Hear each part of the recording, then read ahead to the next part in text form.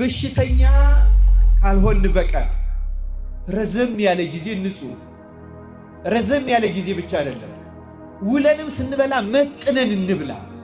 መጥነን ሰውነታችንን እንቅጣው። ከዚያ በኋላ መብረክረክ ተሰጥቶን ፈጣሪያችንን ልቡናችን አስተካክል ብለን እንለምድ። ልቡናችን ከተስተካከለ ምንም ችግር የለም። ልቡ የተስተካከለ አንድንም ሰው እግዚአብሔር ትቶ አያውቅም። አንድንም ሰው በቢሊዮን የሚቆጠር ክርስቲያን ነኝ የሚል ሰው ባለበት፣ በሚሊዮን የሚቆጠር ቤተ መቅደስ ባለባት ዓለም ውስጥ ክርስቲያን ምንድን ነው የሚል በሚሊዮን የሚቆጠር ሰው አለ። አይገርማችሁ? ምንድነው ክርስቲያን አለኝ? ምን ብዬ ላስረዳ? የሰው ልብ ይላል። የሰው ልብ ከሁሉ ይልቅ ተንኮለኛ እጅግም ክፉ ነው፣ ማንስ ያውቀዋል? ምን ያህል ክፉ እንደሆን አናውቀው። ምን ያህል ችግር እንዳለብን አናውቀው። ክርስቲያኖች፣ የዚህ ትምህርት መሰረታዊ ዓላማ ራሳችንን በእግዚአብሔር ቃል ልክ ጠዋት ጠዋት ቤታችን በመስታወት ፊታችን እንደምናየው በእግዚአብሔር ቃል ነፍሳችንን እንድንመረምራት እና ከእግዚአብሔር ምን ያህል እንደራቅን አውቀን እንድንመለስ ነው። ክርስቲያኖች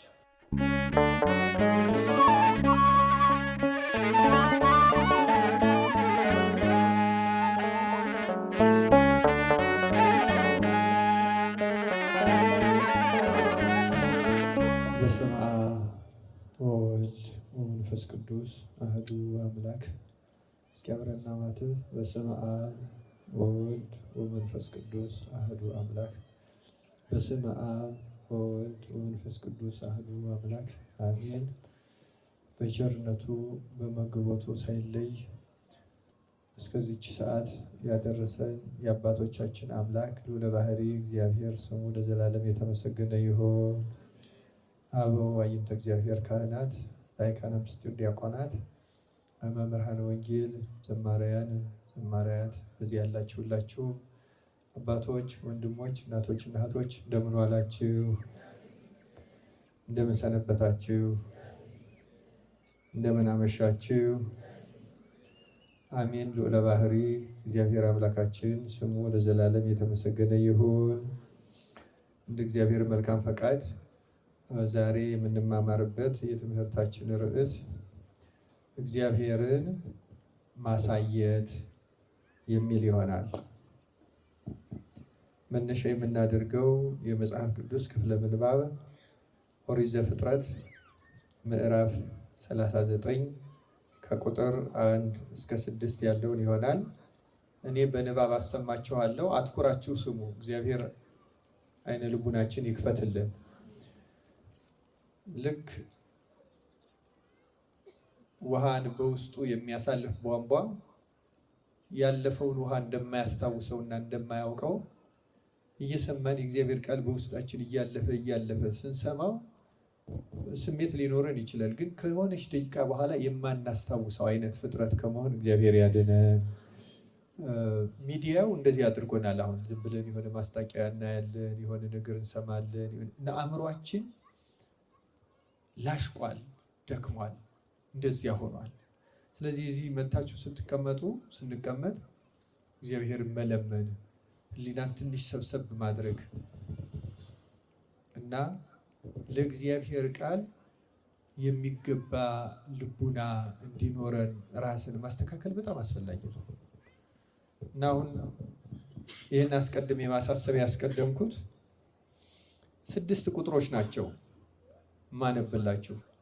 ቢቻል ቁጥር 1 ላይ ምን እንደተባለ፣ ቁጥር 2 ላይ ምን እንደሆነ፣ ቁጥር 3፣ ቁጥር 4 ይችን 5 ቁጥሮች ወይም 6 ቁጥሮች ቃል በቃል እንኳን ባንሸመድዳቸው ማስታወስ እንድንችል ራሳችን ካዘጋጀ ነው እንችላለን።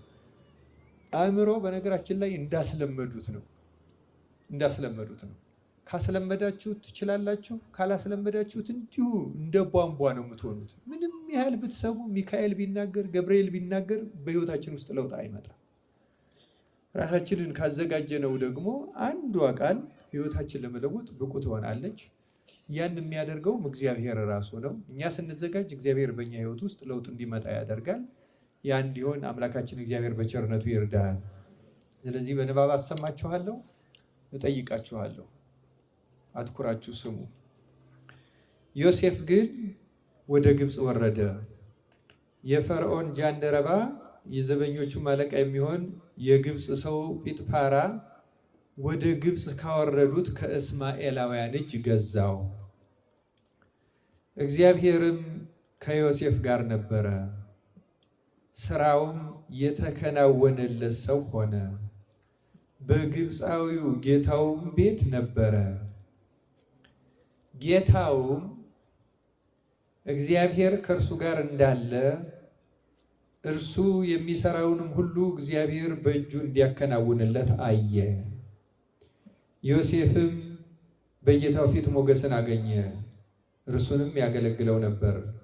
በቤቱም ላይ ሾመው፣ ያለውንም ሁሉ በእጁ ሰጠው። እንዲህም ሆነ በቤቱ ባለውም ሁሉ ላይ ከሾመው በኋላ እግዚአብሔር የግብፃዊውን ቤት ስለ ዮሴፍ ባረከው። የእግዚአብሔር በረከት በውጭም በግቢም ባለው ሁሉ ላይ ሆነ። ያለውንም ሁሉ ለዮሴፍ አስረከበ። ከሚበላውም እንጀራ በቀር ምንም ምን የሚያውቀው አልነበረም ይላል። ስለ ቃሉ የእግዚአብሔር ስሙ የተመሰገነ ይሁን።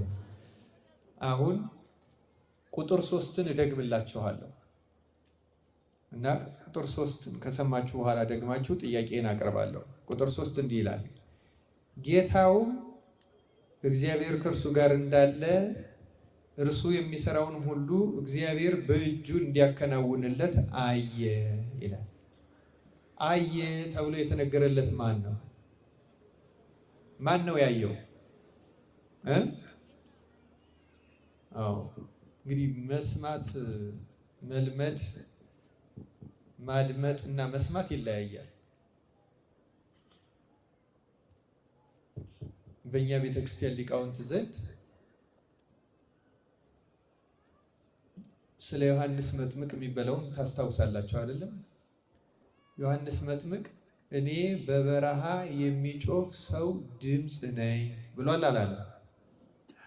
ዮሐንስ ለምንድን ነው ራሱን ድምፅ ያለ ስንል ድምፅ አገልግሎቱ መልእክትን ወደ ሰው ማድረስ ነው።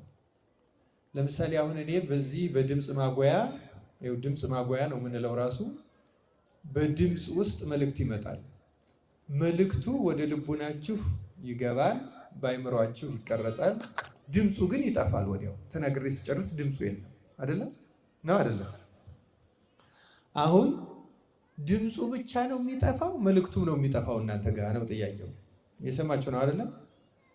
ድምፁ ማጥፋት የተፈጥሮ ሕግ ነው። የድምፁ አገልግሎት መልእክት እናንተ ጆሮ ማድረስ ነው። ድምፅ ከጆሮ በኋላ አይገባ። ከጆሮ በኋላ ቃል ነው የሚገባው። ዮሐንስ እኔ ድምፅ ነኝ ያለው ቃልን ወልድን ይዤ የምመጣ ለማለት ነው። ተመልከቱ፣ እርሱ ስለ ወልድ ነው የሰበከው፣ ያም ከእርሱ በኋላ የሚመጣው ቃል ነው። ስለዚህ ዮሐንስ እኔ ድምፅ ነኝ አለ። አሁን ሁልጊዜም ድምፅ ቃልን ነው የሚያመጣው። ቃል ደግሞ ራሱ ኢየሱስ ክርስቶስ ነው። እየሰማችሁ ነው አይደለም? ስለዚህ መልእክቱን አታስገቡም ማለት በነገራችን ላይ እግዚአብሔርን አታስገቡም ማለት ነው።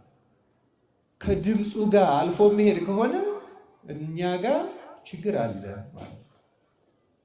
እና ክርስቲያኖች በዋዛ እንዳታዩት ይሄን ነገር። አይምሯችን ለመልእክቱ ዝግጁ መሆናል። እኛንም ያሳልፍ ከሆነ ተዘግቷል ማለት ነው። ከእግዚአብሔር ጋር ተለያይተናል፣ ተቆራርጠናል ማለት ነው። እግዚአብሔር ማስተዋሉን ያድላል። ይኸው ጌታውም አለ ቃሉ እግዚአብሔር ከእርሱ ጋር እንዳለ። በጣም የሚገርም ነው። እርሱ የሚሰራውን ሁሉ እግዚአብሔር በእጁ እንደሚያከናውንለት አየ ይላል። ያየው ማን ነው? አረፍተ ነገርም አልተማራችሁም? እንደው የአረፍተ ነገር ባለቤት አታውቁም? ያየ ማን ነው? ጌታው ነው ያየው አይደለም? ማንን ነው ያየው? ማንን ነው ያየው? ኧረ አይልም አይልም። ያየው እኮ እግዚአብሔርን አይደለም? ያየው እግዚአብሔርን ነው። እግዚአብሔርን ማን ላይ ያየው ስንል ማን ላይ ያየው? ዮሴፍ ላይ ያየው። እንዴት ሆኖ አየው? ልክ በፕሮጀክተር ላይ የሰው ምስል እንደምናይ እንደዚያ ነው ያየው? አይደለም። ያየው ረቂቅ በሆነ መንገድ ልክ ስዕል በሰሌዳ ተስሎ ወይም በቴሌቪዥን መጽሔት ላይ እንደሚታይ አይደለም ያየው። እግዚአብሔርን ያየው በስራ ነው ያየው። እግዚአብሔርን የዮሴፍ ጌታ ጲጥፋራ ያየው ሲሰራ ነው ያለው። ሰምታችኋል። ዮሴፍ የሚሰራውን ሁሉ በእጁ እግዚአብሔር እንደሚያከናውንለት አየ እኮ ነው የሚለው ነው አይደል? ሰምታችኋል አይደል? ስለዚህ እግዚአብሔርን ያየው በስዕል መልክ አይደለም። ልክ በደመና እንደሚታዩ አንዳንድ ቅርጾች እንደዚያ ቅርጽ ሰርቶ አይደለም ያየው። እግዚአብሔርን ያየው አየው ተብሎ የተጻፈውን ማየት የሚሰጠው መልእክት እንድንረዳ ነው እንጂ እግዚአብሔር ተገለጠለት፣ ታወቀለት፣ ለአእምሮ ተረዳለት። እግዚአብሔር የተገለጠለት የታወቀለት ለሕሊናው ለአእምሮ ለሰብዕናው የተረዳው ግን በዮሴፍ ስራ በኩል ነው። በዮሴፍ ሕይወት በኩል ነው። በዮሴፍ ማንነት በኩል ነው። ለዚህ ነው ርዕሳችን እግዚአብሔርን ማሳየት ያለው። መጪው ከሁለት ቀን በኋላ የእናታችን የንጽሕት ቅድስት ድንግል ማርያምን የቃል ኪዳን በዓል ስለምናከብር አንዳንዶቹ እንዲህ ያለውን ነገር ምንነቱ ስለማይገባቸው ምን እንደሆነ በዕለት ዕለት በጉልህ የምንማር ቢሆንም ከዚህ ጋር በተገናኘ ነው ዛሬ በዚህ ርዕስ የምንማማረው። እግዚአብሔር አምላካችን ለሁላችን ምስጢሩን ይግለጥልን። ክርስቲያኖች ተመልከቱ፣ እግዚአብሔርን ሰው በሕይወቱ ማሳየት እንደሚችል ገና በሕገ ልቡና አሁን ያነበብኩላችሁ ታሪክ የሚያስረዳው የተፈጸመው በሕገ ልቡና ነው። ሕገ ኦሪት ከሙሴ ነው የሚጀምረው። ሙሴ ከዮሴፍ ከ200 ዓመት በኋላ የሚመጣ ሰው ነው ሙሴ የሚመጣው እና ኦሪት የምትሰራው ከዚያ በኋላ ነው። ይሄ አሁን ያነበብኩላችሁ ታሪክ ደግሞ በሕገ ልቡና ከያዕቆብ ልጆች አንዱ ከእስራኤል ልጆች አንዱ በሆነው በዮሴፍ ሕይወት የተፈጸመ ነው። ዛሬ የእሱን ታሪክ መነሻ አድርገን የግል ሕይወታችንን ቅዱሳን በእግዚአብሔር ፊት ምን እንደሚያደርጉ ወይም ምንድናቸው ለእግዚአብሔር፣ በሌላ ቋንቋ ርዕሳችን ማሳየት ስለሆነ የእግዚአብሔር መታያዎች ናቸው እንጂ አንዳንዶቹ እንደሚሉት መጋረጃዎች አይደሉም። እግዚአብሔር ቅዱሳን የእግዚአብሔር መገለጫዎች፣ መታወቂያዎች ናቸው። ታሪኩን ትንሽ እንድናፍታታውና እንድናየው ፈልጋለሁ። ክርስቲያኖች እንዳልኳችሁ ዮሴፍ ከሙሴ ኦሪትን ከጻፈልን 200 ዓመት በፊት የነበረ ሰው ነው እና እግዚአብሔርን ያየው ጌታው ነው ብለናል። ጌታው የተባለ የዮሴፍ ጌታ ማን ነው? ጲጥፋራ ነው አይደለም እንዴ? ጲጥፋራ የፈርዖን ባለስልጣን ነው እና ዮሴፍ የሄደው ተሽጦ ወደ ግብፅ ነው። ወደ ግብፅ ተሽጦ ወርዶ እሱ ደግሞ ወደዚያ ካወረዱት ከፍልስጤም ነጋዴዎች ገዛው ይላል። በዚያ ሆኖ ነው እና የዮሴፍ ጌታ ጲጥፋራ በነበረባት ግብፅ በሀገሩም ሆነ በሚኖርበት ማህበረሰብ ውስጥ እግዚአብሔር የሚባል ስም ሲጠራ አያውቅም። ክርስቲያኖች አስተውሉ፣ እግዚአብሔርን አያውቅም። በሕገ ልቡና ያው በቃል ኪዳን ካሉት እንደነ አብርሃም እና የዮሴፍ የዘር ሐረጎች እሱን የመሰሉ ሌሎችም እንደነ ኖህና ሌሎችን የመሰሉት እግዚአብሔርን የሚያውቁ ቢኖሩም አብዛኛው ሰው ወደ ጣዖት አምልኮ ገብቷል እና በግብፅም የሚመለክ የነበረው እግዚአብሔር አልነበረም። ጠንቋዮች ትልቅ ቦታ ነበራቸው እና ስለ እግዚአብሔር መጽሐፍ አልተጻፈም፣ ነቢያት አልተነሱም፣ ስብከትም አልተሰበከም። እንኳን በግብፅ ይቅርና በእስራኤልም ገና በእስራኤልም መቅደስ አልታነጸም፣ መጻሕፍት አልተጻፉም፣ ነቢያት አልተነሱም። ምንም ይህን የሚያስረዳ በዓለም ላይ እግዚአብሔር በልቡናቸው ከገለጸላቸው ሰዎች በቀር ለዚያም ነው ሕገ ልቡና የሚባለው እግዚአብሔርን ለሌላው ፍጥረት ለማሳወቅ የሚሆን ምስክር ማስረጃ ምንም አልነበረም። ምንም ባልነበረበት በዚያ ዘመን የእግዚአብሔርን ስም ሰምቶ የማያውቅ ጲጥፋራ የሚባል አንድ የግብፅ ባለስልጣን አንድ አፉን ሳይከፍት ሳይሰብክ ሳይናገርም ስሙንም ሳይጠራ እግዚአብሔርን ማሳወቅ ማሳየት በሕይወቱ የሚችል ሰው ባሪያ ሆኖ ተሽጦ ወደ ቤቱ ገባ እና እንዴት ይቻላል የሚለውን ጥያቄ ማንሳት አስፈላጊ ነው። በሐዲስ ኪዳን ቢሆን ላንደነቅ እንችላለን።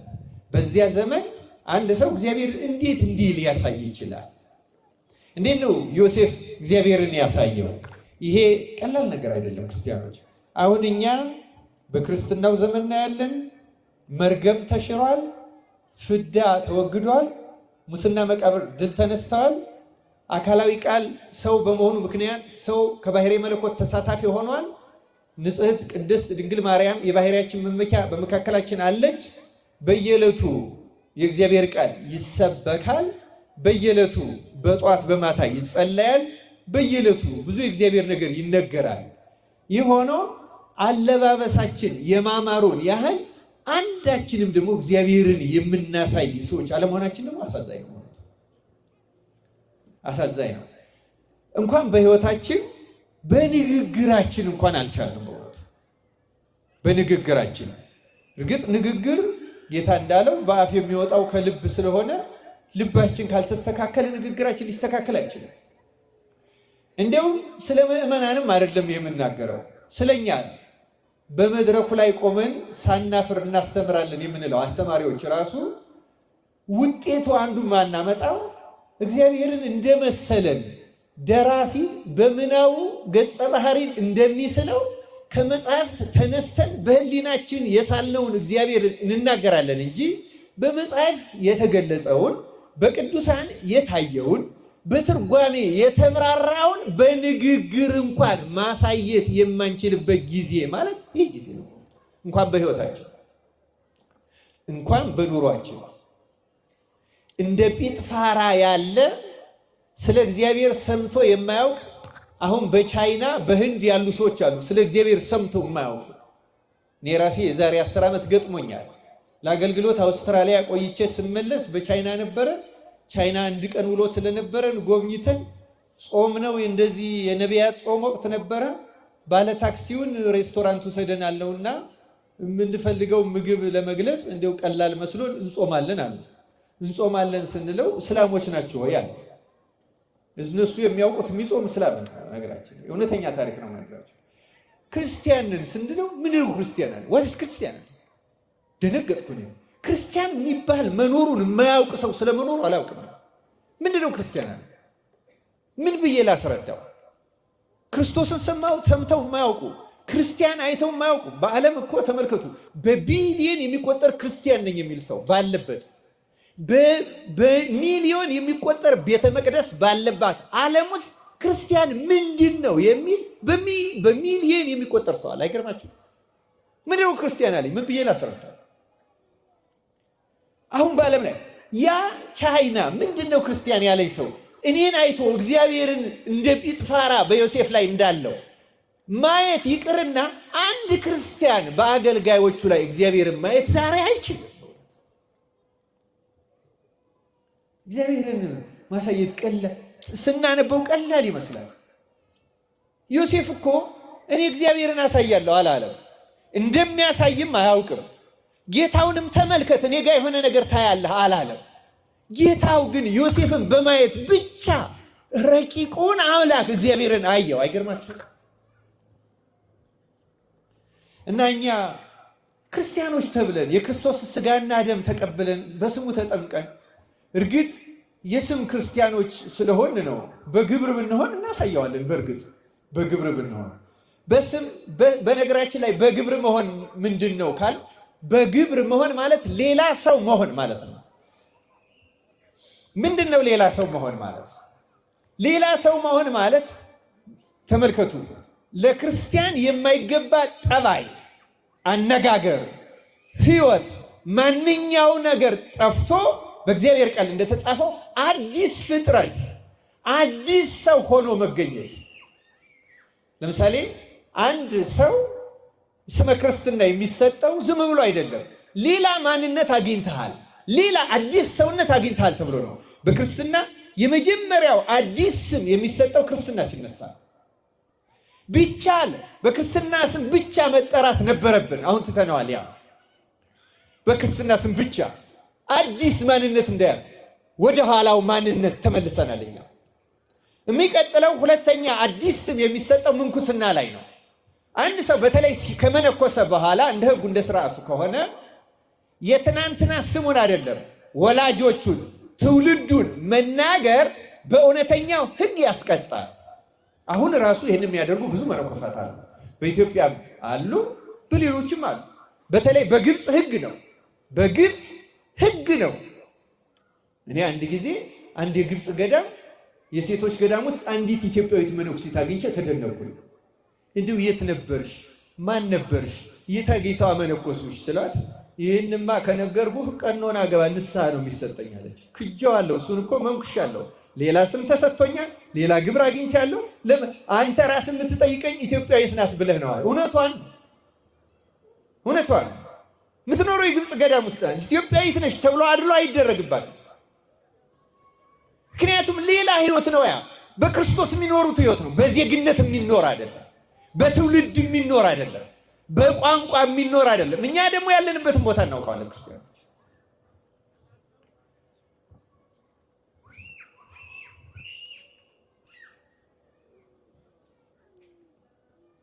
ክርስቲያኖች እግዚአብሔር በቸርነቱ ለሁላችን በእውነቱ ማስተዋልን ያድለን። በእውነት ዛሬ ዮሴፍ ታዲያ እንዴት ነው እግዚአብሔር ሊያሳይ የቻለው? እንዴት እግዚአብሔር ተገለጠበት? እንዴት ሊታይበት ቻለ? እኛ ለምን ማሳየት አልቻልንም? ታላላቆች ለታናናሾች፣ ወላጆች ለልጆች፣ ካህናት ለምእመናን፣ አገልጋዮች ለተገልጋዩ ማሳየት ለምን አልቻልንም? እንደው የግድ አገልጋይ ስለሆን መሆን አለበትም ለማለት አይደለም። ግን ከመካከል አለ። ይገርማቸዋል። እግዚአብሔር የሚናገርበት ብድግ ያለ እግዚአብሔር የሚገለጽበት ሰው አለ። አሁን እዚያ ዜና መዋዕል ምዕራፍ 21 ላይ ኢዮሳፍጥ ሞዓባውያንና አዶማውያን ሊወጉት በመጡና በተጨነቁ ወደ እግዚአብሔር ቁርጥ ልመናውን ባቀረበ ጊዜ ልመናው ቁርጥ ስለነበረ፣ ቁርጥ ልመና ማለት ምን ማለት ነው? አንድ ሰው እግዚአብሔርን ከመለመኑ በፊት እግዚአብሔር እንደሚሰማውና እንደሚመልስለት ሳይጠራጠር በልቡናው ሲያደርገው ቁርጥ ልመና ይባላል። ይሰማኝ ይሆን እያለ የሚነገረው አይደለም። እሱ ልመና ይባላል። እና ቁርጥ ልመና አቀረበ። እግዚአብሔር ደግሞ ቁርጥ ልመና ወዲያው ነው የሚሰማው። ከጉባኤው መካከል አንዱን ሰው አናገረው ይላል። አትዋጉም እናንተ፣ እኔ እዋጋለሁ፣ እናንተ ታያላችሁ ብቻ አላቸው ይላል። እግዚአብሔር እንዲህ ያለውን ድምፅ ያሰማል። ይህን ያናገረው አንድ ሰው ነው። ከህዝቡ መካከል አንድ ተራ ሰው ግን ህይወቱ ድሉ የተገባ አለ። እግዚአብሔር የሚናገርበት ሰው፣ እግዚአብሔር የሚገለጽበት፣ እግዚአብሔር የሚታይበት አለ። ያ ሰው እንደዚህ ያለ እግዚአብሔር ቅሩብ መሆኑን አያውቅም። ልናገር ልወቅላችሁም አይልም። መንፈስ እግዚአብሔር ግን ድንገት ይገለጽበታል። መንፈስ እግዚአብሔር ያደረበት ሰውነቱ ለእግዚአብሔር መንፈስ ማደሪያ ስለሆነ አይነግድም፣ አይሸቅጥም። እንደተለየ የእግዚአብሔር ሰውም አያስመስልም። ኑሮውን ነው የሚኖረው። እውነት የሚኖር ሰው እንደዛ አይደለም። ክርስቲያኖች እንዲህ ያለው ስለምን ጠፋ? እግዚአብሔር ለሁላችን ማስተዋሉን ያድለን። እና እንዴት ነው ዮሴፍ እንግዲህ ዓላማው፣ የክርስትና ዓላማው በነገራችን ላይ ክርስቲያን ማለት ክርስቶሳዊ የክርስቶስ መታያ መገለጫ የመልኩ የክርስቶስ ስዕል ማለት ነው። ይህን ቅዱስ ጳውሎስ በመልእክቶቹ ደጋግሞ ገልጾታል። አርፈድም ብዬ ስለመጣው ጊዜን ለማሳጠር ነው እንጂ እንደምታውቁት በእውነቱ ሁላችንም ቅዱስ ጳውሎስ እንዳለው የልጁን መልክ ሊመስሉ ተገባቸው ይላል። ማንኛችንም የእሱን መልክ ልንመስል ነው የተገባል። እሱ የኛን መልክ የነሳው የኛን መልክ ሊመስል ነው። በጠፋው ድሪምም እንደሚተረጎመው ያ የጠፋው 10ኛው ድሪም የንጉሱ መልክ የተሳለበት ነው። ያ ማለት በእኛ በክርስቲያኖች የክርስቶስ መልክ የንጉሱ የተሳለ ነበረ እና አሁን እኛ አጠፋ ነው፣ አይታይብንም። ክርስቶስ በእኛ አይታወቅም። ያ በእኛ ላይ ያለ የፊቱ መልክ የለም። በቅዳሴያችን እንደምንለው ማለት ነው የለም። ማንም አይታይበትም። እኛን አይቶ ክርስቶስን የሚያይ የለም። ነበሩ በታሪክ አሁንም ይኖራሉ። በገዳማቱ የተሰወሩት ይኖራሉ።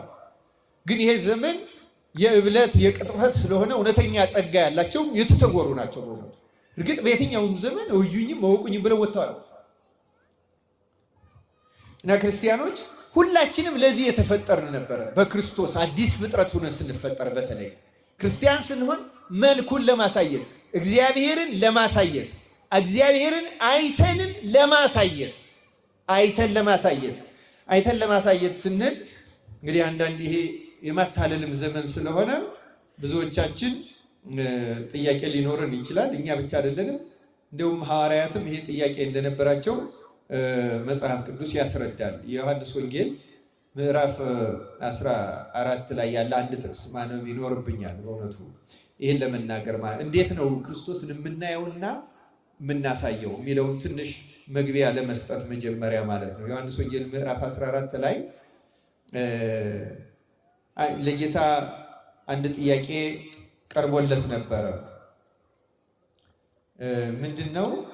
ጌታ ብዙ ወደ መጨረሻው ወደ ስቅለቱ እየተቃረበ ሲሄድ ጠንከር ያሉ ትምህርቶችን አስተማራቸው እና ቁጥር 15 ጀምሮ ብታገኙት ሰፊ ማብራሪያ ታገኛላችሁ። ብትወዱ ትእዛዜን ጠብቁ፣ እኔም አብን እለምናለሁ ለዘላለም ከእናንተ ጋር እንዲኖር ሌላ አጽናኝ እሰጣችኋለሁ። እርሱም ዓለም የማያየውና የማያውቀው ስለሆነ ሊቀበለው የማይቻለው የእውነት መንፈስ ነው። ነገር ግን ከእናንተ ዘንድ ስለሚኖር በውስጣችሁም ስለሚሆን እናንተ ታውቃላችሁ ይላል። በምናችሁ ስለሚሆን ነው የሚለው? በምናችሁ? በውስጣችሁ ስለሚሆን ይላል። እና ወላጆች እንደሌላቸው ልጆች አልተዋችሁም፣ ወደ እናንተ እመጣለሁ። ገና ጥቂት ዘመን አለ፣ ከዚህም በኋላ ዓለም አያየኝም፣ እናንተ ግን ታዩኛላችሁ። እናንተ ግን ምን ትሉኛላችሁ አለ። ይህ ክርስቲያን የሆነ ሁሉ ማየት አለበት ክርስቶስ። ታዩኛላችሁ፣ እኔ ሕያው ነኝና እናንተ ደግሞ ሕያዋን ትሆናላችሁ። እኔ በአባቴ እንዳለው እናንተም በእኔ እንዳላችሁ እኔም በእናንተ እንዳለው በዚያ ቀን ታውቃላችሁ። ትእዛዜ በእርሱ ዘንድ ያለችው የሚጠብቃትም የሚወደኝ እርሱ ነው። የሚወድኝንም አባቴ ይወደዋል፣ እኔም እወደዋለሁ፣ ራሴንም እገልጥለታለሁ። ራሴን ምን አደርግለታለሁ? ተመልከቱ እንግዲህ ታዩኛላችሁ፣ እገልጥላችኋለሁ፣ መንፈስ በውስጣችሁ ይኖራል ነው። ክርስቲያን ማለት ይሄ ማለት ነው። ክርስቲያን ልክ ይሄን ሲል ያስቆሮቱ ያይደለ ይሁዳ፣ ሌላኛው ይሁዳ እንዲህ ያለ ጥያቄ ያቀረበ፣ ጌታ ሆይ ለዓለም ሳይሆን ራስህን ለእኛ ልትገልጥ ያለህ እንዴት ነው አለው። አያችሁ፣ ለዓለም ሳይሆን ለእኛ የምትገልጥልን እንዴት ነው የምትገለጥልን? እንዴት ነው የምናይ ብሎ ጠየቀው ይላል። እና በዚህ ጊዜ ጌታም እንዲህ አለ። ኢየሱስም መለሰ አለው፣ አድምጡ፣ የሚወደኝ ቢኖር ቃሌን ይጠብቃል፣ አባቴም ይወደዋል፣ ወደ እርሱም እንመጣለን። ምን እናደርጋለን? እንመጣለን። አብና ወልድ ወደ እርሱም እንመጣለን፣ በእርሱም ዘንድ መኖሪያ እናደርጋለን። ስለ ቃሉ የእግዚአብሔር ስሙ የተመሰገነ ይሁን። በሰማይ ላይ ሆኜ እገልጥላችኋለሁ አላላቸው። እንዴት ነው የምትገልጥልኝ ሲሉ፣ ቤተ መቅደስ እገልጥላችኋለሁ፣ በራእይ ታዩኛላችሁ፣ በህልም እታያችኋለሁ አይደለም ያለ። የሚወደኝ ካለ ቃሌን ይጠብቃል። ቃሌን የሚጠብቅ ከሆነ እኔና አባቴ ይወደዋል፣ እኔና አባቴ መተን በእሱ ዘንድ መኖሪያ እናደርጋለን። ስለዚህ እምገለጥላችሁ በእናንተ አድሬ በመኖርና ለሌላው በመታየት ነው ማለት ነው። ክርስቲያኖች ክርስቶስ የሚታየን በውስጣችን ነው። ይህ እንዴት ነው የምናየው ስንል በአይናችን ሌላ ቦታ ሆኖ አይደለም፣ ልክ ስክሪን እንደምናየው አይደለም። ክርስቶስን ማየት የምንችለው በውስጣችን ሆኖ ነው። በውስጣችን ካልሆነ ምንም ያህል ብንቃሽ ብንመኝ አናየው። ክርስቲያኖች እምናየው በውስጣችን። ለዚያ ነው ተመልከቱ፣ በዚያ በሕገ ልቡና እንኳን ዮሴፍ የክርስቶስ ምሳሌም ነው በነገሩ። ለዚያም ነው የታየበት፣ በውስጡ ሆኖ በስራው ታየበት እንጂ እንደ ራእይ እንደ ምስል እንደዚያ ሆኖ አልታየም። እርግጥ በአዲስ ኪዳን ከተዋህዶ በኋላ ምንታዊ ስለሌለ ማለት የቃልና የሥጋ መለያየት ስለሌለና ስለማይኖር በተዋህደው ሥጋ መጥቶ ለቅዱሳን ብዙ ጊዜ ታይቷል፣ ይታያል። ይጨበጣል፣ ይዳሰሳል፣ አብሯቸው ይበልጣል፣ ይበላል፣ ይጠጣል። አባይ ቢሾይ አዝሎታል፣ እግሩንም አጥቦታል፣ የእግሩንም እጣቢ ጠጥቶታል። ይወደው ነበርና አባ ቢሾይ ክርስቶስ በእውነት በረከቱ ይደርብን በሁላችን። ይህን ያደርጋል። ግን እውነተኛው መገለጥ የሚባለው በእኛ ውስጥ መጥቶ መኖሪያ ሲያደርግ ሲያድርብን በእኛ ላይ ሲገለጥ። ታዲያ እንዴት ነው የሚገለጥብን? እኛ እግዚአብሔር እንደዚያ ሆኖ የሚታይብን ሊገለጥብን የሚችለው ምን ብንሆን ነው? ዮሴፍ እንዴት እግዚአብሔር ታየበት የሚለውን ትንሽ ታሪኮችን አንስቼ ትንሽ ለማየት እንሞክራለን። እግዚአብሔር ለሁላችን ማስተዋሉን ያደለ። ክርስቲያኖች በእውነት ክርስቶስን እግዚአብሔርን ማሳየት ነው ዋናው ተግባራችን ብያለሁ። የክርስትና ዓላማው እሱ ነው እንጂ ተሰብስቦ እንደ ስቴዲየም ደጋፊ ሞራል ሰጥቶ የሚኬድበት አይደለም። የክርስትና አውደ ምሕረት ወይም ድምቀት ሰጥተን መብዛታችን አሳይተን የበላጭነት ስሜት ፈጥረን ስርዓታችን ያማረ መሆኑን ፎክረን የምንሄድበት አደባባይ ነው።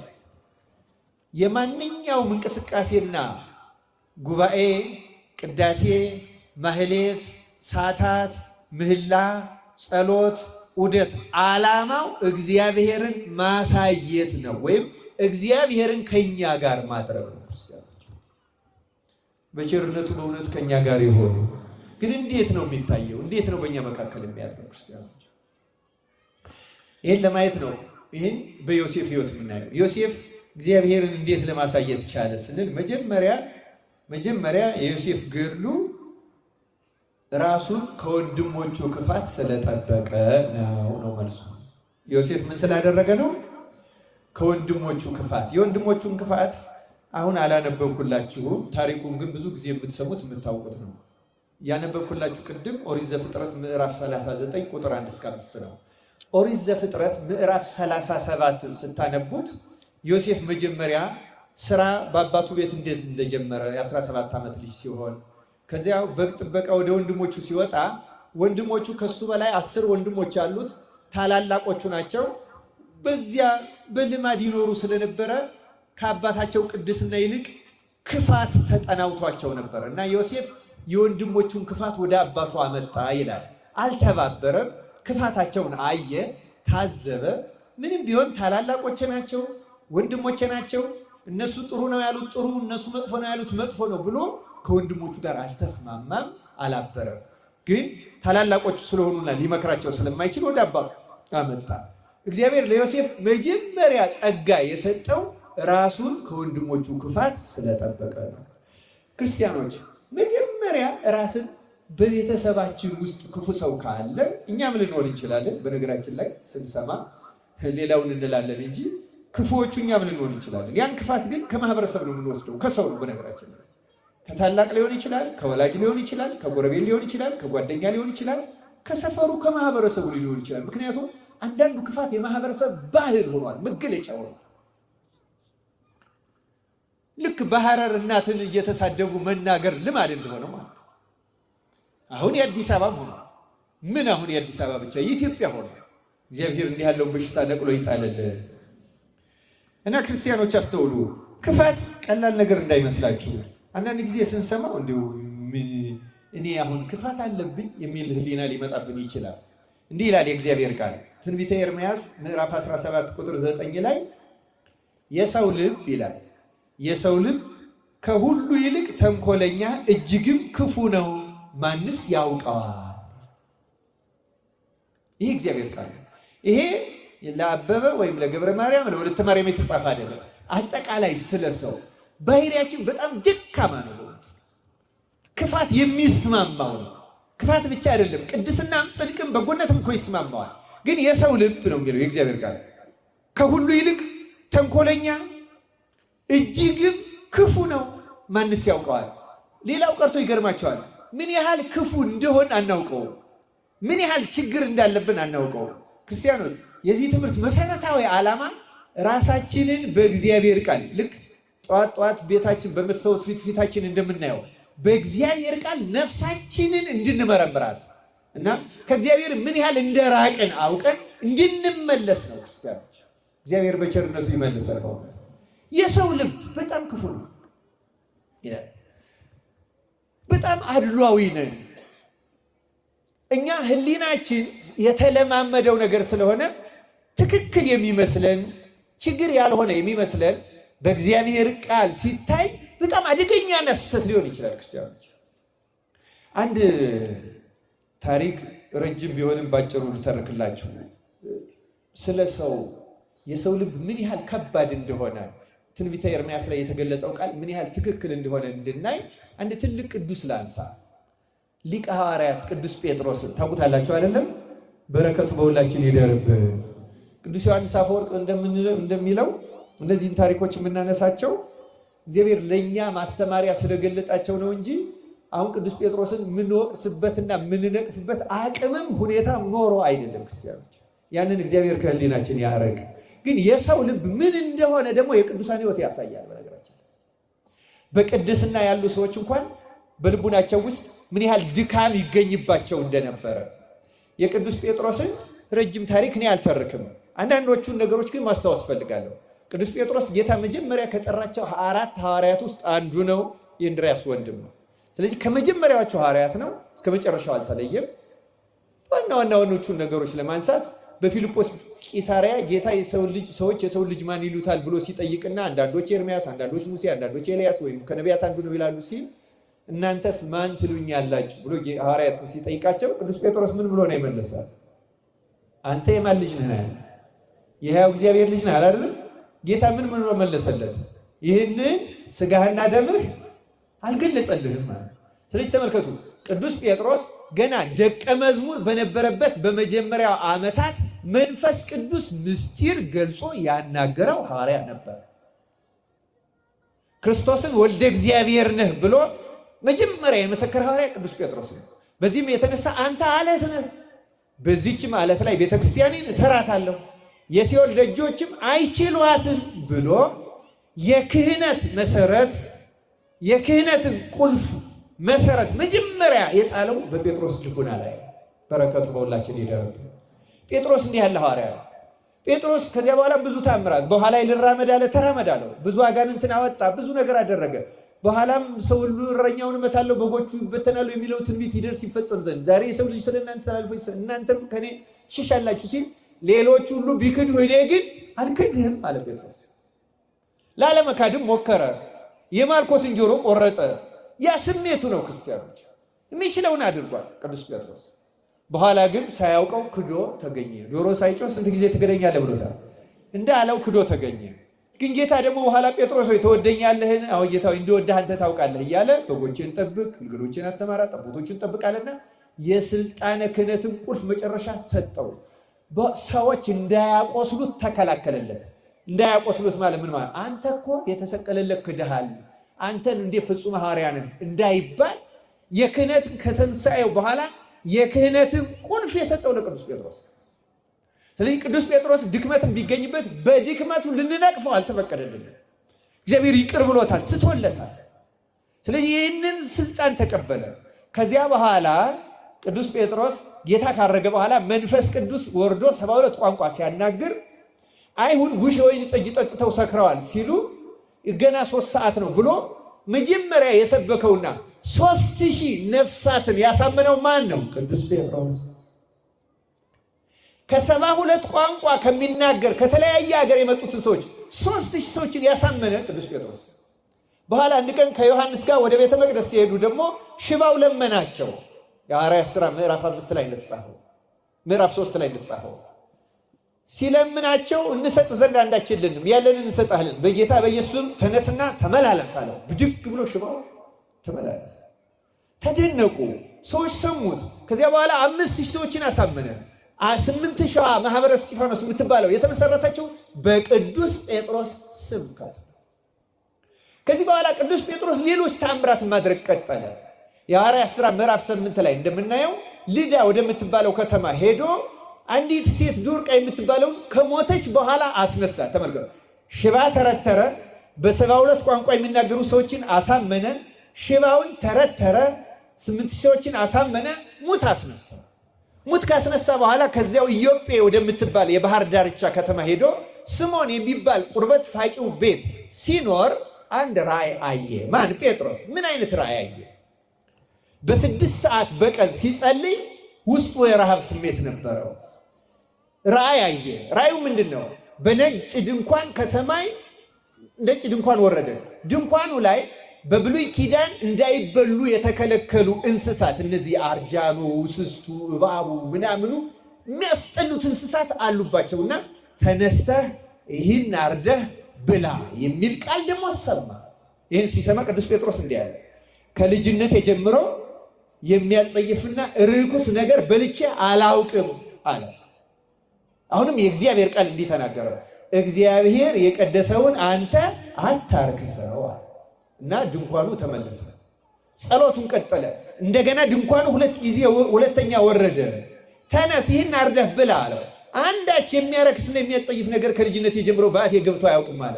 አሁንም የእግዚአብሔር ቃል እግዚአብሔር የቀደሰውን አንተ አታርክሰው፣ ይሄን 3 ጊዜ አለው። ልክ ይሄን ካየ በኋላ ጸሎቱን ጨርሶ ሲሆን ይህን ራእይ ስለምን ይሆን ያየው ሲል ቆርኔሌዎስ ደግሞ የላካቸው ትንሽ ከአንድ የ3 ሰዓት መንገድ ራቅ ብላ ቂሳርያ የምትባል ከተማ አለች። በዚያች የሚኖር የነበረ ሮማዊ 100 አለቃ ቆርኔሌዎስ እግዚአብሔርን አያምንም፣ በልቡ ግን ከእውነት ለአምላክ የሚገዛ ነበርና ሲጸልይና ሲጾም እግዚአብሔር ጾሙን ጸሎቱን ተቀበለለት። የኛንም ይቀበለልን። ቸር አምላክ እንደሆነ ተመልከቱ። አሕዛብ ነህ ወይ ኦሪታዊ ሆነህ አልተገዘርክ ወይ ክርስቲያን ሆነህ አልተጠመክ ብሎ ጸሎቱን የሱን ቸል ያላለ አምላክ የኛንም በቸርነቱ ይቀበልልን። ግን ምን አለው? ለድህነት ግን አይጠቅምህም። ልብህ ጥሩ ነው፣ ወደ አምላክ ያለ ፍላጎት ትክክል ነው። ግን ትድን ዘንድ ማድረግ የሚገባህን ጴጥሮስ የሚባል ሐዋርያ ስምዖን የሚባል ቤት በኢዮጴ ያለና አስጠራ ብሎ መልአክ ተገልጾ ነግሮ ስለነበረ ይሄ ሰው መልእክተኞቹን ልኳል።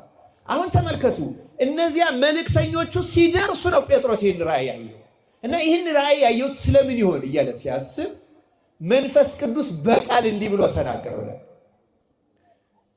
መጀመሪያ ልክ እያሰበ እያለ ደጁ ተመታና ጴጥሮስ የሚባል ሰው በዚህ ቤት አለን ብለው ሲጠይቁ መንፈስ ቅዱስ ለጴጥሮስ እንዲህ አለው፣ ተነስ ውረድ፣ እንግድነት ተቀበልኳቸው፣ እኔ ነኝ የላኳቸው፣ እንግድነት ተቀበላቸዋል። እግዚአብሔር እኛንም እንደዚህ ይምራን ይግለጽልን። ለምንድን ነው እንዲህ አለው ነው? ተመልከቱ፣ ራእዩን ያየው እና አንዳንድ ጥቅሶችን ባነብላችሁ ጊዜ ይወስዳል እንጂ ጥሩ ነበረ። ለምንድን ነው እንዲህ አለው? ከዛ በኋላ ጴጥሮስ መንፈስ ቅዱስ ስላዘዘው ተቀበላቸው፣ አሳደራቸው። በነጋው ወደ ቂሳርያ ከተማ ሄደ። ሲሄድ ሮማዊ 100 አለቃ ቤተሰቦቹንና ወዳጆቹን ሰብስቦ ቤቱን ሞልቶ ጠበቀ። ለምን አስጠራኛል? ሲጸልይ መልአክ የገለጸለትን ነገረው። ከዚያ በኋላ ጴጥሮስ እንዲህ አለ። ምን አለ? እግዚአብሔር ማንንም ሰው ርኩስና የሚያጸይፍ ነው እንዳልል አሳየኝ። እስቲ ይህን ቃል ተናገሩ። እግዚአብሔር በሉ። ማንንም ሰው ርኩስና የሚያጸይፍ ነው እንዳልል አሳየኝ። ለእኛም ይህንን ያሳየ ነው።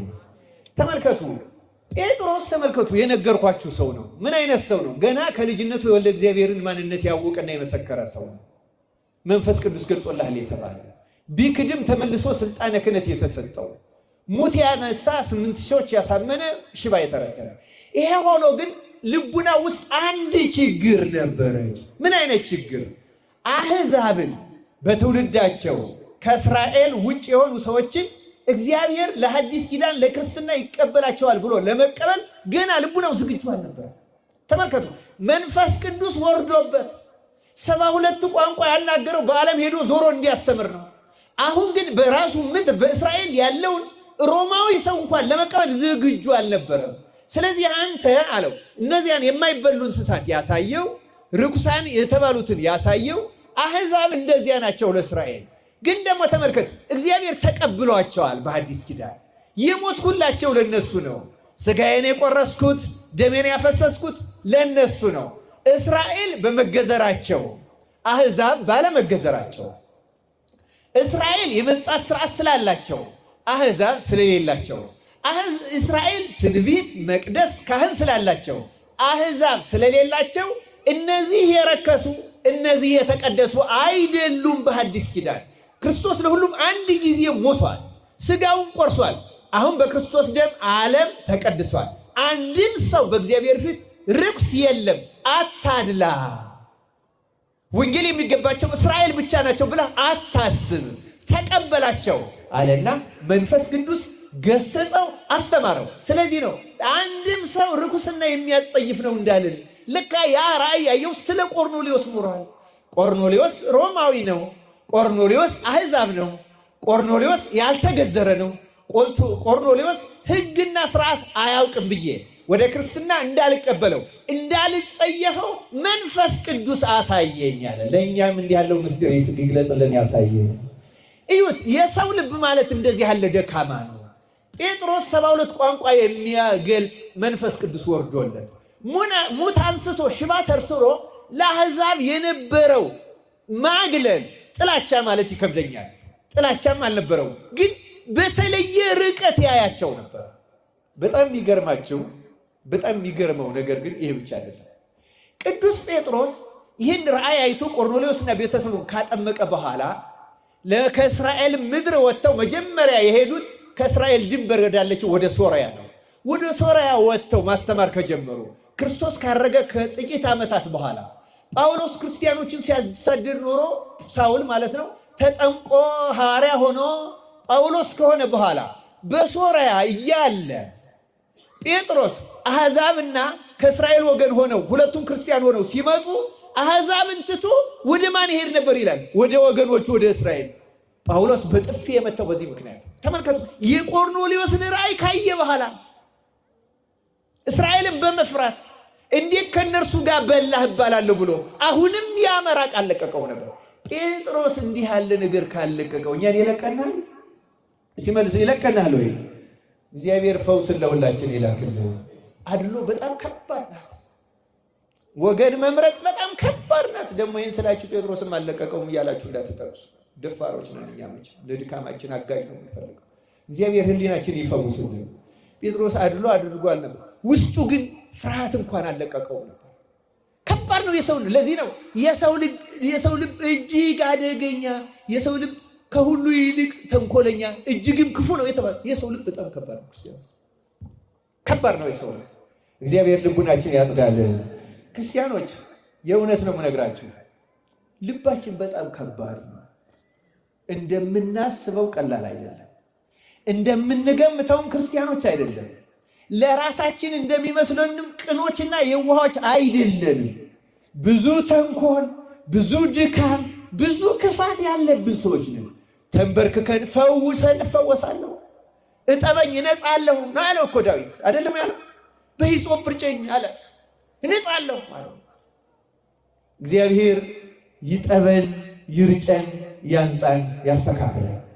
እኛ ኢትዮጵያውያን የተገለጠ ነው ግብራችን። በጣም የተለያየ የተከፋፈል፣ በቤተ መቅደስ አንድ ላይ እየቀደስ፣ አንድ ላይ እየዘመር፣ አንድ ላይ እያስቀደስ የገሌ ዘር ነው የገሌ የምንባባል በአፋችን ባንናገረው በልቡናችን ግን ለሆኑ ሰዎች የሆነ ርቀት ቦታ ያስቀምጣል።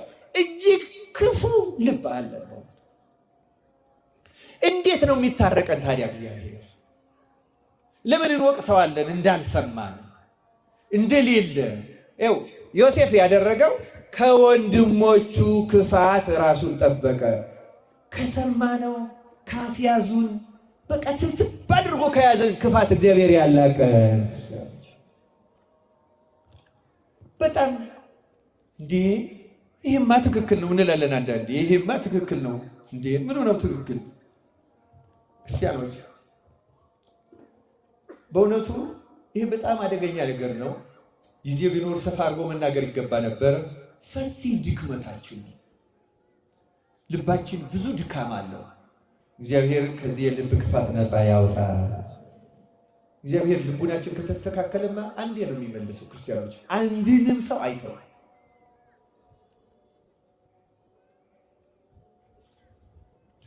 ቅዱስ ዳዊት በመዝሙር 50 ላይ እንዳለው ልበ ትሑተ ወየዋህ ኢይሜንን እግዚአብሔር። ትሑት እና የዋህ የሆነውን ልብ እግዚአብሔር በፍጹም አይንቅም ነው። እንግዲህ ተመልከቱ ክርስቲያኖች፣ እግዚአብሔር የማይንቅ ከሆነ አድልቶ አይደለም የተወልን፣ ልቡናችን ትሁት የዋህ ስላልሆነ ክርስቲያኖች፣ እግዚአብሔር የማንንም ልቡ ትሁት የሆነ ማንኛውንም ልብ እግዚአብሔር አይንቅም። ችግሩ ያለው እዚህ ውስጥ ነው ክርስቲያኖች፣ ልባችን ውስጥ ነው ያለው መሰረታዊ ችግሩ። እንቅፋታችን ሌላ አይደለም ክርስቲያኖች፣ የኛው የራሳችን ልቡ ነው። ይህን ጾም እንጠቀምበት። በሽተኛ ካልሆን በቀር ረዘም ያለ ጊዜ ንጹህ፣ ረዘም ያለ ጊዜ ብቻ አይደለም፣ ውለንም ስንበላ መጥነን እንብላ። መጥነን ሰውነታችንን እንቅጣው። ከዚያ በኋላ መብረክረክ ተሰጥቶን ፈጣሪያችንን ልቡናችን አስተካክል ብለን እንለምነው ክርስቲያኖች። ልቡናችን ከተስተካከለ ምንም ችግር የለም። ልቡ የተስተካከለ አንድንም ሰው እግዚአብሔር ትቶ አያውቅም። አንድንም ሰው ክርስቲያኖች። ስለዚህ ችግሩ ያለው እኛ ልብ ውስጥ ነው። ለምን ይሄን አናይም? ለምን ይሄ አልተደረገልንም ካል መልሱ ባጭሩ ልቡናችን ስላስተካከለ ነው። ለዚያ ነው ጌታም በወንጌል አስቀድማችሁ ውስጡን ፈሪሳውያንም የወጭቱን ውስጡን እጠቡ ነው ያለው። ውጩን አታጥሩ። ዝም ብሎ ከላይ ከላይ ብናሳምረው ብናሰማምረው አነጋገሩንም ብናሽሞነሙነው አይሆንም። ክርስቲያኑ ውስጥ መስተካከል አለበት። ልቡናችንን እንድናስተካከል አምላካችን እግዚአብሔር ይርዳል። ዮሴፍን አሁን ክፋት መራቁ ብቻ አይደለም፣ እስከ መጨረሻው አሁን 2-3 ነጥቦችን አነሳለሁ ባጭሩ ልቡን እናየዋለን። እውነት ለመናገር ሁለተኛው የዮሴፍ ታሪክ በጣም ይገርማቸዋል። ዮሴፍ ሁለተኛው እግዚአብሔር የታየበት ምክንያት የሰዎችን ድካም አያነሳም። አለማንሳት ብቻ አይደለም፣ አይደጋግምም በፍጹም። ከመጽሐፍ ቅዱስ 2 ጥቅሶችን ብቻ በንባብ አሰማቸዋለሁ። ዮሴፍን መሸጡን አውቀናል አይደለም እንዴ? ዮሴፍ በጲጥፋራ ቤት የሆነውን ታሪክ ታውቃላችሁ አታውቁም? የጲጥፋራ ሚስት ወደደችውና ከኔ ጋር ተኛ አለችው፣ እምቢ አላት። እምቢ ሲላት ጨርቁን በግድ ስትይዝ ጥሎላት ወጣ ይላል አይደለም? ቅድም ያነበብኩላችሁ ኦሪት ዘፍጥረት 39 ቁጥር 7 ጀምሮ ስታነቡ ይህን ታሪክ ነው የምታገኙት። ትቶላት ወጣ። በኋላ ግን እሷ እንደዚህ ያለ መልከ መልካም ባሪያ አስገብቶ አስደፈረ ብላ ጮኸች። ታሰረ፣ እስር ቤት ገባ። ደግሞ የንጉሱ እስረኞች ማለት ንጉሱን በቀጥታ በድለው ሊገደሉ የሚችሉ እስረኞች የሚታሰሩበት የተለየ እስር ቤት አለ። እዛ ውስጥ ነው ዮሴፍ የገባው። እና ዮሴፍ እዚያ ገብቶም ግን በጣም የሚገርመኝ የዮሴፍ ሕይወቱ እግዚአብሔር ከእርሱ ጋር የነበረ ሰው ስለነበረ ስራ አያቆምም ነበረ እና እስር ቤትም ስራ ይሰራ ነበረ። እግዚአብሔር ደግሞ ጸጋውን አበዛለት። አሁን እኛ ብንሆን ምን አድርጌ ነው እግዚአብሔር ወንድሞቼ ጠሉኝ፣ ሸጡኝ፣ ራቁቴን ልብሴን ገፈው ነው የሸጡኝ። ከዛ ደግሞ እዚህ መጥቼ ተሽጬ ባለውበት ሳገለግል እስር ቤት ገባው። ጠያቂ ዘመድ የለኝ፣ የሚያውቀው ሰው የለም፣ ሌላ ሀገር ነው ያለው። እኛ ብንሆን ምን እንደሚሰማን አስበው ክርስቲያኖች። ዮሴፍ ግን እግዚአብሔር ከእርሱ ጋር ስለነበረ እንደዚህ አይነት የብሶት ስሜት፣ በነገራችን ላይ እውነተኛ አማኝ የብሶት ስሜት አይሰማውም። ማንም ቢተው አይጨነቅም። ማን እንዳይተው ነው የሚፈራ? እግዚአብሔር ብቻ እንዳይተው ነው የሚፈራ። አንዲት እግዚአብሔርን የምትፈራ ሴት አንዲት እግዚአብሔርን የማትፈራ ሴት ትሰድባታለች አሉ። በቃ እና አንዳንድ ሰው ስድብ ሰድቦ ሰብዶ ተሰዳቢው ካልመለሰለት ደግሞ የበለጠ ይናደዳል። ታውቃላችሁ አይደለም? እንደዚህ አይነት መልሰው ቢሰድቡት ደስ የሚለው ሰው አለ። በኋላ እንዲያው ሰድባ ምንም ዝም ስትላት አቅም ስለሌላት ነው ብላ አስባ እንዲህ አለቻት፣ ምን አባሽ አንቺ ያለ እግዚአብሔር ዘመድ የሌለሽ አለቻት። አሁን ይሄ ስድብ ነው ማለማው? ኧረ እሱን ተይው እንጂ እሱን ተይልኝ እንጂ ሌላውን ውሰጅ አለቻቸው። እግዚአብሔር ማስተዋሉን ያድላል። እውነተኞች ሰዎች እግዚአብሔር ካላቸው ምንም ንቅንቅ አይፈሩም፣ አይሰቀቁም። እና ዮሴፍም እንደዚህ አይነት ሰው ነበር። ታዲያ በእስር ቤት እያለ የንጉሱ እስረኞች መጥተው ደግሞ ለነሱ ህልም ተረጎመላቸው እና ህልም የተረጎመው ለንጉሱ ለፈርዖን ለእንጀራ አበዛውና ለጠጅ አሳላፊው ነው። በህልማቸው መሰረት ነው የተረጎመላቸው። በህልማቸው መሰረት የጠጅ አሳላፊው መልሶ ይሾማል። አሳጥሬ ነው የምናገረው። የእንጀራ አበዛው ግን ያ እንጀራ የሚያቀርበው ግን ይገደላል። ይህን ተረጎመላቸው እና ያን የጠጅ አሳላፊውን ግን አንድ ነገር ጠየቀው ዮሴፍ። ሲጠይቀው አንተ እንደተፈታ አንተ የንጉሱ ጠጅ አሳላፊ ስለሆንክ እኔንም ከዚህ እስር ቤት እንድወጣ ንገርልኝ ለማለት ነው። እና ለማለት ሲናገር እንዲህ አለው። ተመልከቱ ዮሴፍ ለዚያ ለፈርዖን የጥጃ አሳላፊ ኦሪት ዘፍጥረት ምዕራፍ 40 ቁጥር 14 ላይ እንዲህ የሚል ቃል ተጽፏል። ነገር ግን አለ በጎ ነገር በተደረገልህ ጊዜ እኔን አስበኝ። ማንን አስበኝ አለ? እኔን አስበኝ፣ ምሕረትንም አድርግልኝ፣ የኔንም ነገር ለፈርዖን ነግረህ ከዚህ ቤት አውጣኝ ካለ በኋላ እኔን ከዕብራውያን አገር ሰርቀው አምጥተውኛልና ከዚህ ደግሞ በግዞት ያኖሩኝ ዘንድ ምንም አላደረኩም አለ ይላል። ስለ ቃሉ እግዚአብሔር ስሙ የተመሰገነ ይሁን። የዮሴፍን በረከት ያሳድርብን፣ ልቡናውን አነጋገሩን ያድለን ይስጠን። እዩ ዮሴፍን አነጋገሩን ስሙት። እኔን አለ ከዕብራውያን ሀገር ሰርቀው አምጥተውኛል። ተሰርቆ ነው የመጣ ተሽቶ ነው የመጣው። እኛ ብንሆን ምን እንል ነበር? የኔ ታሪክ የረጅም ነው፣ ቁጭ በልማ ስማ፣ አንድ ቀንም አያልቅም። ወንድሞች ያደረጉብኝን ግፍ ልንገርህ፣ በሰው ያልተደረገ በእኔ ተነግረዋል አንልም? እንላለን አንልም? ይኸው ጻድቃን ግን የሰውን ግፍ አጉልተው አይናገሩም። ጭራሽ እንዲያውም ወንድሞቹን አላነሳቸው። ተሰርቄ መጥቻለሁ አለ እንጂ ተሸጬ ራቁቴን ጉድጓድ ውስጥ ጥለውኝ ያመጣሁላቸው ምግብ በልተው ምንም አልዘረዘረም።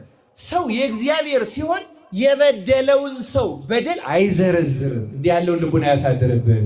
እስኪ ራሳችን እንመለከተው። እንኳን ስለበደሉ ሰዎች ይቅርና የበደሉን ስለመሰሉ፣ በነገራችን ላይ የበደሉን ሰዎችና የበደሉን የመሰሉን ሰዎች ይለያያሉ። አይደለም እንዴ?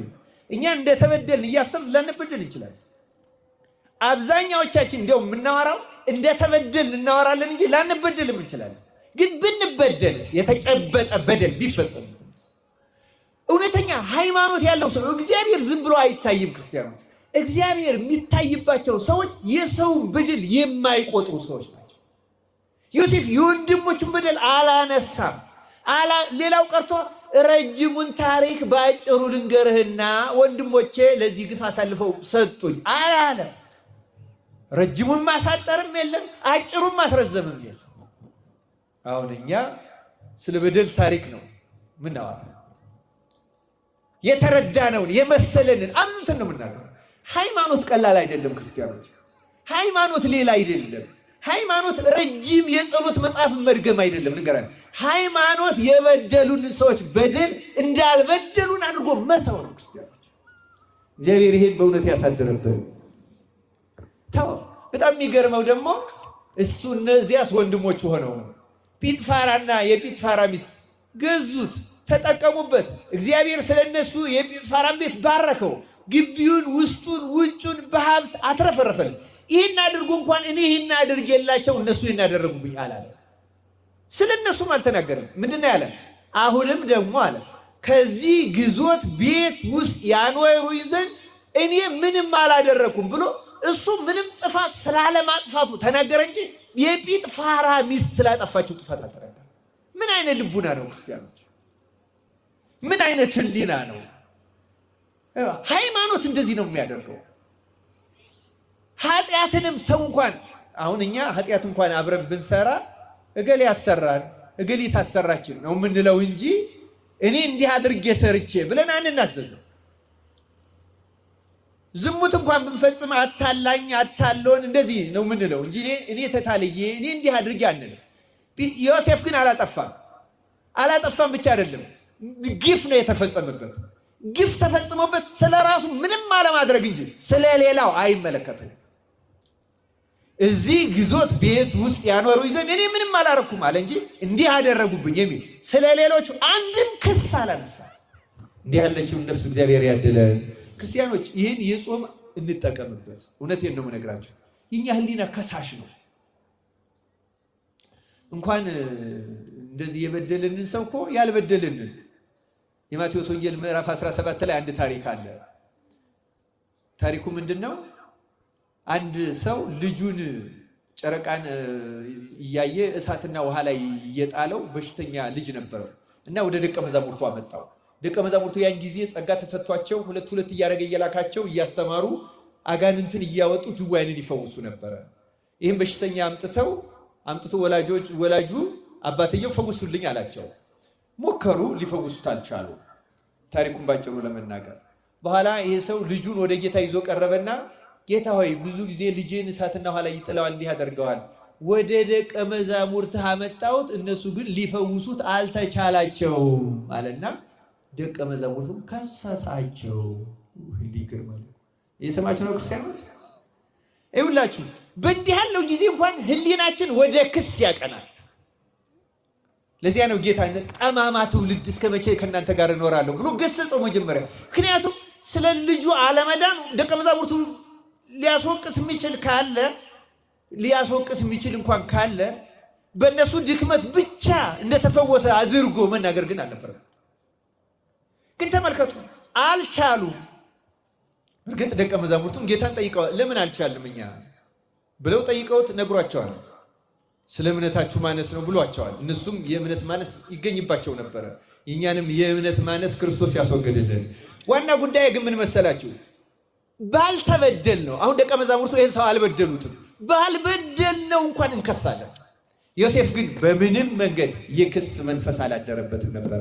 አምላካችን እግዚአብሔር በየህልናችን በየአንደበታችን ያለውን የክስ መንፈስ ከኛ ያረቀል።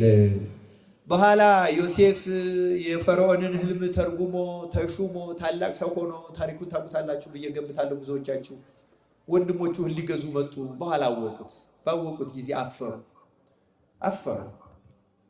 እነሱ እንዲያውም ለአባታቸው፣ በነገራችን ላይ የዮሴፍ ወንድሞች ታሪክ አሁን ላለነው ለኛ ለኢትዮጵያውያን ትምህርት ነው። ለአባታቸው ዮሴፍ ሲላቸው እንጃ ጨርቁ ይሄ የሱ ነው ወይ? ጨርቁን ቀዳደው በደም ነክረው እንግዲያውስ ክፉ አውሬ በልቶታል አሉት። አባትየው አለቀሰ። አባቱን ለማሳመን ነው ይሄን ያሉት። አባቱን ለማሳመን ክፉ አውሬ በልቶት ሞቷል ያሉት ወንድሞቹ በዘመን ብዛት ግን አመኑት። ይሄንን ዮሴፍ ሞቷል የሚለው እየሰማችሁ ነው አይደል ክርስቲያኖች? አንዳንድ ሰዎች እንደዚህ እንደምንሆን ታውቃላችሁ። በሆነ ምክንያት ደንግጠን እንዋሽና ለዛ ውሸት ደጋግመን ስንናገር እውነት መስሎን ድርቅ ምንል ሰዎች አለን። ከዚህ በሽታ እግዚአብሔር ይፈውሰን እና አምነውት ኖረው በኋላ ስለ ዮሴፍ ሲናገሩ ዮሴፍ ሳያውቁት ስንት ናችሁ? 12 ነበር። ነህሳ አንዱ አባታችን ጋር አንዱስ ሞቷል ብለው ለዮሴፍ ነገሩ። ምክንያቱም አምነዋል። ለራሱ ለዮሴፍ ሞቷል ብለው ስለ ዮሴፍ ነገሩ። ሐሰት በንስሐ ገብተንበት ተጸጽተንበት ተፍተን ካልጣልነው እውነት ይመስለናል። አሁን አንዳንድ ሰዎች እንደዛ ነው። አመክንያቸውን እንዲቢሉኝ እንዲላለው ቢሉና በህሊላቸው ነገር ደጋግመው ካጠሉ በኋላ የእውነት መስሏቸው ድርቅ ለሽምግልና ሁሉ አይመጡ። እንደዛ ነው። እግዚአብሔር እንዲያለው በሽታ ነቅሎ ይጣልልን እና በኋላ ግን ዮሴፍ እሱ መሆኑን ሲያውቁ ተመልከቱ፣ ሞቷል ብለው ለራሱ ከነገሩት በኋላ በጣም አሳፍ የት ይግቡ? መሬት ተከፍታ ብትውጣቸው ደስታ። ዮሴፍ ምን እንዳላቸው ታውቃላችሁ? አሁን ያ ብንሆን ምን እንላለን? ወንድሞቻችን እንደዚህ አድርገው ቢመጡ እናንተማ ጎዳ ነው ብላችሁ እንዲህ አድርጋችሁ ነበር፣ ይኸው እግዚአብሔር እዚህ ያደረሰኝ እንላለን። አናንል ልንል እንችላለን። የማይልም ሰው ይኖራል። እውነቱ እግዚአብሔር ጸጋ ያፍጥረን። ዮሴፍ ግን እንደዚህ አይነት ስሜት አልነበረው። ኦሪት ዘፍጥረት ምዕራፍ 45 ቁጥር 5 ላይ በጣም ሲጸጸቱና ሲያፍሩ ለወንድሞቹ እንዲህ አላቸው ይላል፣ አሁንም ወደዚህ ስለሸጣችሁኝ አትዘኑ፣ አትቆርቆሩም። እግዚአብሔር ሕይወትን ለማዳን ከእናንተ በፊት ሰዶኛልና። አያችሁ እንዴት እንዳጽናናቸው ወንድሞቹ። ሸጣችሁኝ፣ ግፍንም ፈጸማችሁብኝ፣ አሁን ግን እግዚአብሔር ለዚህ አገናኘኝ አይደለም ያለ። አይደለም አትዘኑ፣ እግዚአብሔር ነው ያደረገው እናንተ አይደላችሁም ብሎ ግፋቸው ወደ እግዚአብሔርን ደግሞ ገፊ አይደለም ያደረገው። ይሄ ረሃብ እንዲወገድልን አስቀድሞ ልኮኛል። ይሄ እንዲወገድ እግዚአብሔር በጥበቡ ልኮኝ ነው እንጂ እናንተ ገፍታችሁኝ አይደለም። ስለዚህ ይሄ አይሰማችሁ ብሎ የነሱን አጥፍተናል በድለናል ብለው ባፈሩ በተጸጸቱ ጊዜ የበደለኝነት የጸጸት ስሜት እንዳይጎዳቸው ህሊናቸውን ፈወሳቸው። ምን ያህል ሰዎች ነን እኛ እንደዚህ አይነት ህሊና ያለ? እግዚአብሔር በቸርነቱ የመንፈስ ያደለህ። የተወደዳችሁ እግዚአብሔር ቤተሰቦች ትምህርቴን አሁን አጠቃልላለሁ ጊዜውም ስለመሸ። ዮሴፍ ሁለት ነገሮች ነው የምጨምረው። ሶስተኛ ተመልከቱ፣ መጀመሪያ ከወንድሞቹ ክፋት ራቀ። ሁለተኛ የበደሉት ሰዎች ክፋት አያነሳም፣ እግዚአብሔር ለበጎ አደረገው ነው። ሶስተኛ ምቀኝነት ፈጽሞ የለበትም ዮሴፍ። ምቀኝነትን ነቅሎ ይጣልል። ሲሰራ ጲጥፋራንና ቤቱን ባለጸጋ ሲያደርጋቸው ይሄ ሀብት ንብረት እኔ አልበላው፣ አልጠጣው፣ አልለብሰው፣ አላጌጥበት፣ አልዳርበት፣ አልኳልበት፣ ዘመድ አረዳበት ለምን እደክማለሁ ብሎ የማይመቀኝ የማይሰስት ኢትዮጵያውያን የቀደሙት ብዙዎቹ ይሄ መንፈስ ነበራቸው። ሰነፍ ሰው አይወዱም። ሲሰንፍም አፈር ለሚበላው ጉልበት ይሉት ነበር። ምን ለሚበላው ጉልበት? ምንም ብታጠራቅመው ሰብተ የት ትደርሳለህ? ትሞታለህ። አፈር ይበላው። ስራበት ማለት ነው። አትመቅ። ምቀኝነት አይወዱም። ስንፍና አይወዱም። አራተኛው የዮሴፍ ትጉ ሰራተኛ ነው። እስር ቤት ገብቶ ሰራተኛ ነው። ተሽጦ ሰራተኛ ነው። ባሪያ ሆኖ ሰራተኛ ነው። ፈርዖን ሾሞ ሰራተኛ ነው። ዓለምን በዚያ የረሃብ ዘመን ከረሃብ ለማዳን እግዚአብሔር የመረጠው ሰራተኛ ትጉ እግዚአብሔር የታየበት ለዚህ ነው። ርዕሳችን እግዚአብሔርን ምን ማለት ነው? ተናገሩ። እግዚአብሔርን ምን ማለት ነው? ማሳየት። እግዚአብሔርን ለማሳየት አንደኛ ከክፋት መራቅ፣ ሁለተኛ የሰውን በደል ክፋት አለመቁጠር፣ ይቅር ማለት፣ ንጹህ ሕሊና ማድረግ፣ አለመመቅኘት፣ በማንም ማደግ መበልጸግ፣ ምንም ማለት እግዚአብሔር እኮ በኋላ እጥፍ አድርጎ ከፍሎታል። የቀረበት ነገር በሚስት ቢባል በልጅ ቢባል በሀብት ቢባል በስልት ምንም ያስቀረበት እግዚአብሔር ይሰጣል። ክርስቲያኖች ትጉ ሰራተኛ እና እግዚአብሔር ታይ። ስለዚህ ተመልከቱ፣ ቅዱሳን እነማን ናቸው ስንል ቅዱሳን ከእንደዚህ ያለ ነገር ሁሉ ነስተው እግዚአብሔር የሚገለጽባቸው። እግዚአብሔርንማ በባህሪው መላእክትን ማየት አይችሉም። በነገራችን ላይ ማንም እግዚአብሔርን ማየት አይችሉም። እግዚአብሔር የሚታየው በሰው ነው። ለዚያ ነው ቅድም ዮሐንስ ወንጌል ምዕራፍ 14 ላይ እንደነ መጥቼ በአንተ ውስጥ ማደሪያ አደርጋለሁ። እንዴት ነው የምትገለጥልን? እንዴት ነው የምናይ? ለዓለም ሳይሆን ለኛ ለምና እንዴት ነው የምትገለጥ? የሚገለጠው በራእይ ነው አላለም፣ በህልም ነው። አንተ ውስጥ መጣ አድራለሁ፣ በስራ በህይወት እገለጠ እታይብሃለሁ። ክርስቲያኖች ቅዱሳን የምናከብራቸው ለምንድን ነው ካል እግዚአብሔር የሚታይባቸው የሚገለጽባቸው ሰሌዳዎች ቅዱስ ሆኖ እግዚአብሔር የሚጋርድ አንድም ሰው የለም። ንገራቸው። እግዚአብሔር የሚጋርድም ፍጥረትም የለም። እንኳን ጻድቅ ኃጢአተኛም እግዚአብሔር መጋረድ አይችልም። ክፉም በክፋቱ መጋረድ አይችልም። ደንቆሮም በድንቁርናው መጋረድ አይችልም። ፈላስፋ በፍልስፍናው፣ ንጉሥ በስልጣኑ እግዚአብሔር መጋረድ አይችልም። እግዚአብሔርን ራሱ የሚጋረድ ብሎ ማሰብ መካድ ነው። ክርስቲያኖች እግዚአብሔር ማን ነው የሚጋርድ? ማን ነው የሚጋርደው? እግዚአብሔር የሚጋርድ አንድም ነገር የለም። ግን አይታይም። የማይታየው ማየት ስለማይገባን ያን ለማየት የተገባን ስላልሆነ፣ እግዚአብሔር ግን የሚታየው በቅዱሳን ነው። ቅዱሳን ማለት የእግዚአብሔር መታያዎች፣ መገለጫዎች፣ መታወቂያዎች፣ መነበቢያዎች፣ መሰበኪያዎች ማለት ቅዱሳን ናቸው። በዮሴፍ የታየ አምላክ በቅዱሳን ነቢያት፣ በቅዱሳን ሐዋርያት፣ በቅዱሳን ጻድቃን፣ በቅዱሳን ሰማዕታት፣ በቅዱሳን መምህራን፣ ካህናት፣ ምእመናን የተገለጠ አምላክ እኛን ኃጥአንን በዚህ ጾም ጾማችንን ጾመ ስርየት ጾመ ድኅነት አድርጎ ተቀብሎ ልቡናችን አለስልሶ ወደ ይቅርታ ወደ ፍቅር መልሶ መጥቶ በእኛም ዘንድ ማደሪያ አድርጎ ይገለጥልን፣ ይታይልን፣ ይገለጥብንም ዘንድ የእርሱ መልካም ፈቃድ ይሁን። ይቆየን። ስብሐት ለእግዚአብሔር።